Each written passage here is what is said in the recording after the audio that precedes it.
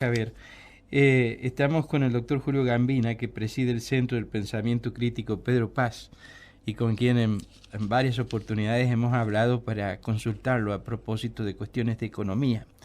Julio Gambina, buen día y muchas gracias por haber venido aquí hasta la radio, haber ¿Qué tal? aceptado. Buen día, un gusto enorme. Pero una pequeña aclaración, no quiero desbancarlo a Enrique Lorza, que es el que preside el Centro de Pensamiento Pedro Paz. Yo apenas un colaborador con todo lo que se puede hacer. Bueno, me equivoqué entonces. No eres presidente del Centro de No, no, Pensamiento no, Pedro no, Paz, sino Quique apenas, Lorza. apenas un investigador más. Quique, que está también aquí con nosotros en la radio. ¿Y qué está haciendo en San Luis ahora? Venimos a dictar un curso junto con el ORSA dentro de la maestría de Derechos Humanos de la Facultad de Humanas sobre una materia que es Economía Política de los Derechos Humanos. Es un tema más que interesante en la Argentina, ¿no? El tema de derechos humanos en la Argentina es un tema central, sustancial, digamos, es un ejemplo en el ámbito latinoamericano, caribeño y a nivel mundial. Lo que ha acontecido acá en la Argentina en materia de derechos humanos, no solo pensando en las madres, pensando en los indultos, en la anulación de las leyes de la impunidad, eso, los juicios a militares represores, eso ha ocurrido en la Argentina. Uno recorre los países de América Latina, en otros lugares donde han sido comunes los golpes de estados y no hay esta historia que hay en la Argentina. ¿Y cómo se vincula el tema de la economía Y política? la economía es fundamental, porque cuando uno piensa en el tema de la dictadura militar, las desapariciones forzadas, tuvo mucho que ver con cambios profundos en la economía, en la política y en la sociedad argentina. Uno puede pensar que la Argentina era muy distinta hasta el 75-76, y a partir de ahí hay un cambio profundísimo de modelo productivo, por ejemplo. De comportamiento social. Bueno, por eso decimos... A mí una de las cosas que me impactó en aquellos años es cómo en tan poco tiempo nos rompieron, digamos, los lazos de solidaridad, claro, que teníamos. Hay una categoría que se llama miedo. Y uno puede pensar en el miedo que generó la represión, ¿no? Había miedo al cuerpo, miedo físico. Pero después tenemos el miedo a la inflación. Pensemos que en tiempos de la dictadura la Argentina tuvo inflación de 3 dígitos. La Argentina llegó a niveles de hiperinflación espectaculares, porque ahora hablamos de inflación, pero hemos tenido peores tiempos de inflación. Había un miedo a que no te alcance el ingreso. Había que ir corriendo rápidamente a gastarse el dinero antes que los precios subieran. Acordate que había tiempos incluso de plazos fijos a 7 días, donde la gente ponía su salario, su ingreso a plazo fijo y lo iba cobrando semana a semana para no perder capacidad de compra. Y después el miedo al desempleo. Eso es terrible. Se ha consolidado. Ahora los indicadores hablan de una baja del desempleo en torno del 7%, pero el problema de empleo no es 7%. Tenemos 1/3 de la población trabajadora en la Argentina que está en situación irregular. Ya no hay empleos con seguridad social o con ingresos suficientes para bancar la olla. El INDEC te dice que hacen falta 100.000 pesos mensuales para no ser pobre. Bueno, ¿cuántos conocemos que ganan 100.000 pesos o más? Digamos que es muy difícil, entonces hay un miedo que se acumula por estos 3 factores que señalo, ¿no? El miedo a la represión, todavía sigue habiendo represión, todavía hay policías bravas. No hay represión militar como en otro tiempo, pero hay represión de fuerzas de seguridad. Hay el miedo a la inflación, eso está, y ahora agravado con la inflación internacional. Y está el miedo al desempleo o al no tener seguridad en el trabajo. Ya no alcanza con ser trabajador, trabajadora para no ser pobre. Cuando nosotros éramos niños, si vos trabajabas, zafabas de pobre. El trabajo te aseguraba un determinado nivel de vida digno. Hoy trabajar no significa que resolviste el tema sustancial de un nivel de vida adecuado. Estas cuestiones, obviamente, salvando las enormes distancias y sin querer confundirme en nada de lo que fue la época de la dictadura con la actualidad, pero esta situación económica que en algunos aspectos se repite, ¿qué nos genera? ¿Miedo? Claro, bueno, yo estoy muy de acuerdo con el enfoque de la pregunta, porque creo que no es lo mismo gobiernos constitucionales que gobiernos, sea el que sea. Sí, sí. El peor gobierno constitucional es, bueno, es una opción electoral de la población, equivocada o no. Coincido absolutamente en el enfoque, pero la dictadura militar dejó condicionantes muy fuertes en la estructura económica. Por ejemplo, uno, la deuda. La Argentina está condicionada por la deuda. El segundo gasto público nacional es servicio de la deuda.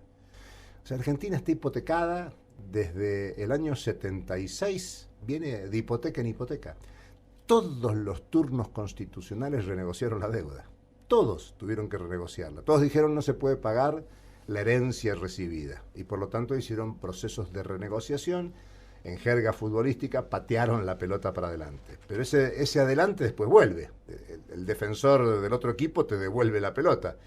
El tiempo pasa y cada turno, todos los turnos presidenciales, Alfonsín, Menem, De la Rúa, los tres gobiernos Kirchner previos, Macri y el actual, todos han renegociado la deuda. Y esta última renegociación con el fondo nos encuentra con un préstamo hasta el año 2034. Estamos en el 22.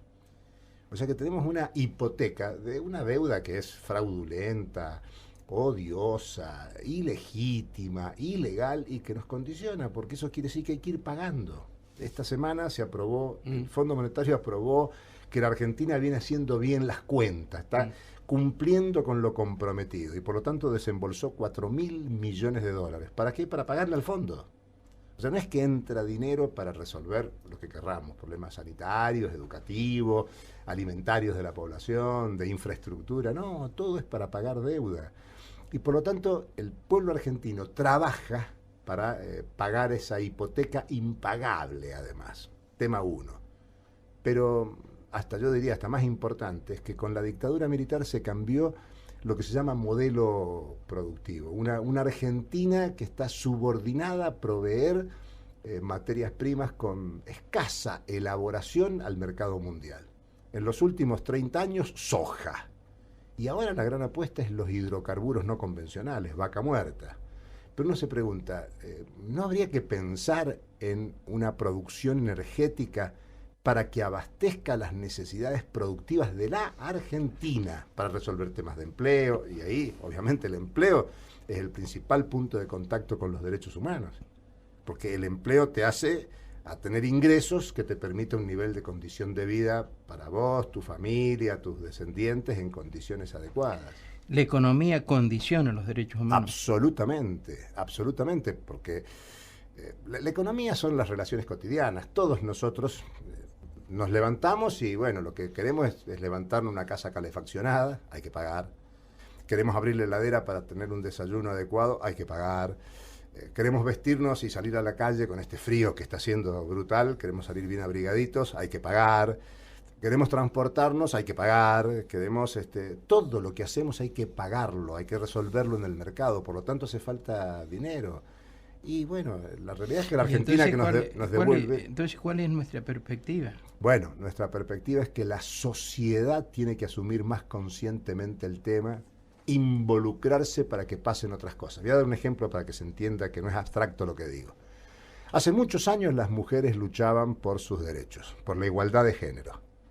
La verdad que la Argentina ha sido un ejemplo y en los últimos años, 4 o 5 años, el movimiento feminista en la Argentina empujó una lucha cultural que terminó en cambios jurídicos incluso, en imponer leyes de igualdad. Y en nuestras casas cada vez es más difícil hacer algún comentario machista, porque nuestras hijas, las amigas de nuestras hijas, sobrinas, compañeras, nos marcan la cancha permanentemente. Ya hay un cambio cultural y eso tiene que ver con el involucramiento de las mujeres en la defensa de sus derechos. Bueno, ¿por qué no aprendemos de las mujeres y generamos un clima social de luchar por derechos económicos sociales como el derecho a la educación, el derecho a la salud, el derecho a la energía? No puede ser que un país que está pensando en producir y exportar gas no haya gas barato, sobre todo para los que más lo necesitan. Los pobres tienen que calefaccionarse con garrafa. Y la garrafa hasta la garrafa social, es el gas más caro que hay en la Argentina. Caro, sí. Entonces, el derecho a la energía, como muchos otros derechos, debería ser algo porque la sociedad argentina se movilice y luche, más allá de los gobiernos. Los gobiernos después serán presionados o no, por eso insisto en el ejemplo de las mujeres, porque las mujeres marcaron el camino. Grandes movilizaciones, muchos años, muchas frustraciones y empiezan a cambiar la tendencia cultural, también en el plano jurídico. Estamos dialogando con el doctor Julio Gambina del Centro de Pensamiento Crítico Pedro Paz. De ninguna manera voy a hacer un elogio, pero ayer escuchaba al gobernador de la provincia de San Luis en los momentos previos a que hiciera un anuncio de ajuste salarial, y yo decía, claro, yo lo vengo siguiendo desde siempre. Yo decía, parecía mentira algunas cuestiones que decía, ¿no? Cuando señalaba, por ejemplo, que tiene que tener comprensión porque no puede hacer nada contra la inflación ni puede hacer nada contra el desempleo, por ejemplo, ¿no?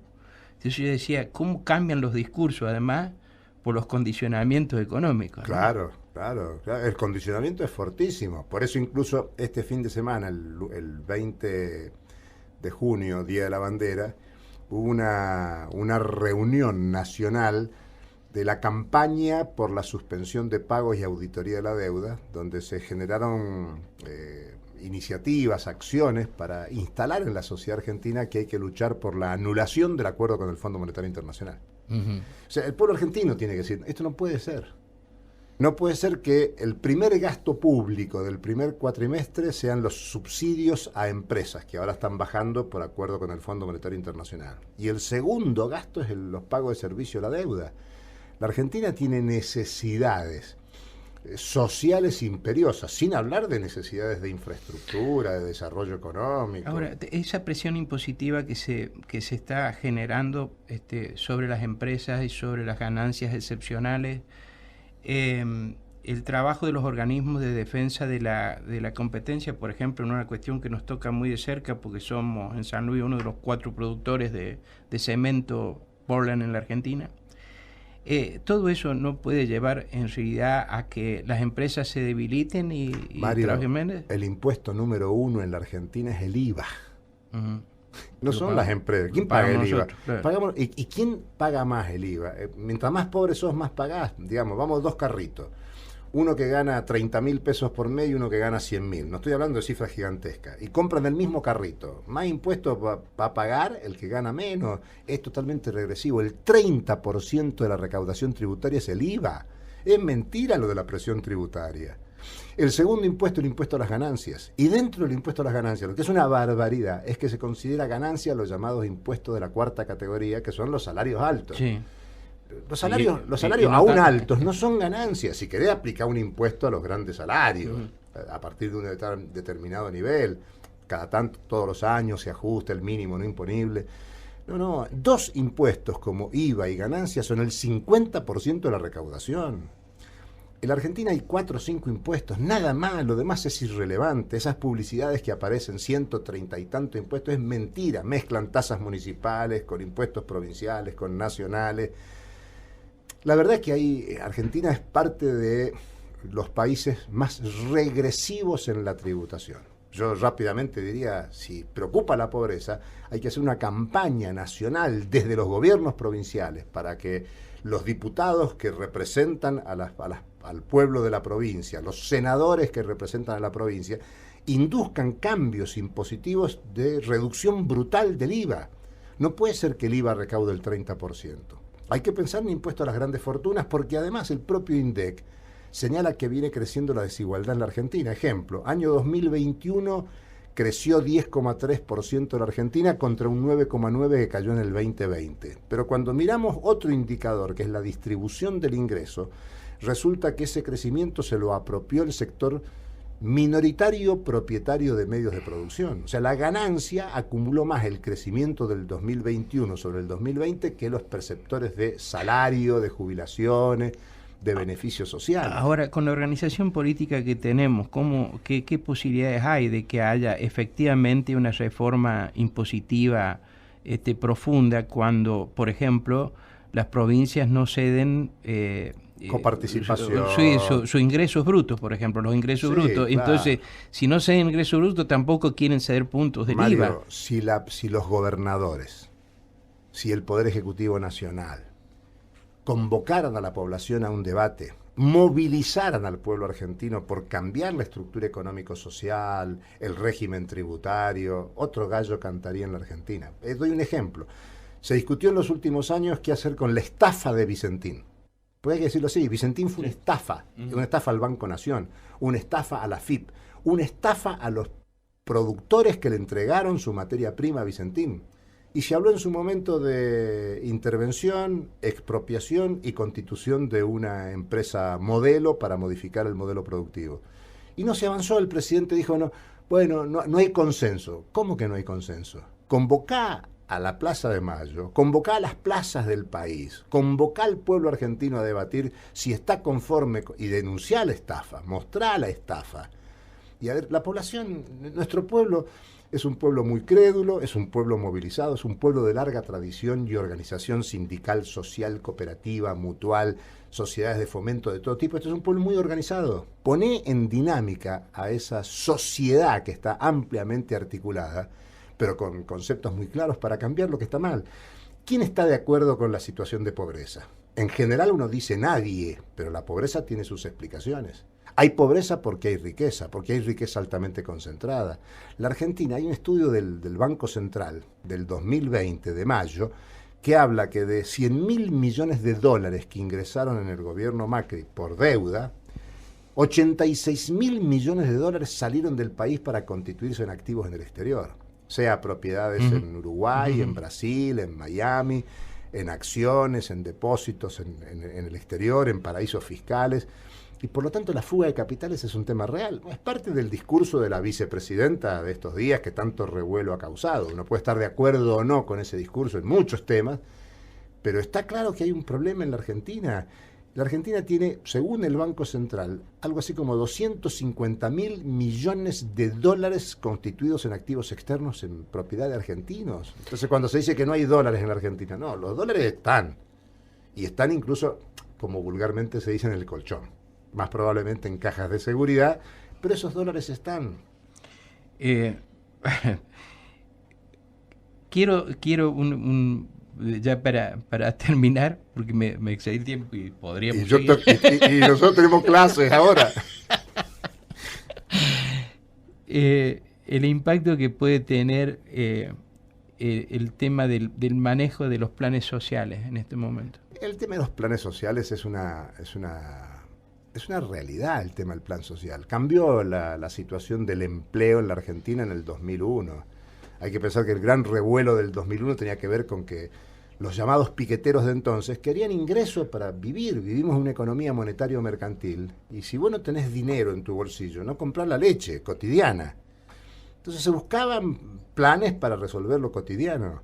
La Argentina sigue en esa situación. El tema sería si estos planes se pueden transformar en un proyecto productivo de inclusión social desarrollando la economía comunitaria, autogestionaria, donde además de darles dinero mensual para la vida cotidiana, hay que acercar infraestructura, tierra en primer lugar, asistencia técnica profesional. Yo aseguro que la Universidad Argentina, el CONICET, los institutos de investigación, incluso el nuestro, el de Pensamiento Crítico Pedro Paz, tiene cantidad de profesionales e intelectuales dispuestos a cooperar, y no estoy hablando de gratuito, a cooperar involucrados en un proyecto de desarrollo para que 5 millones, 6 millones de empobrecidos en la Argentina puedan ponerse en una dinámica de producir y abastecer las necesidades de la población sin fines de lucro.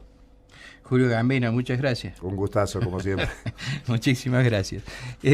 Muchas gracias, Enrique Lorza. Muchas gracias.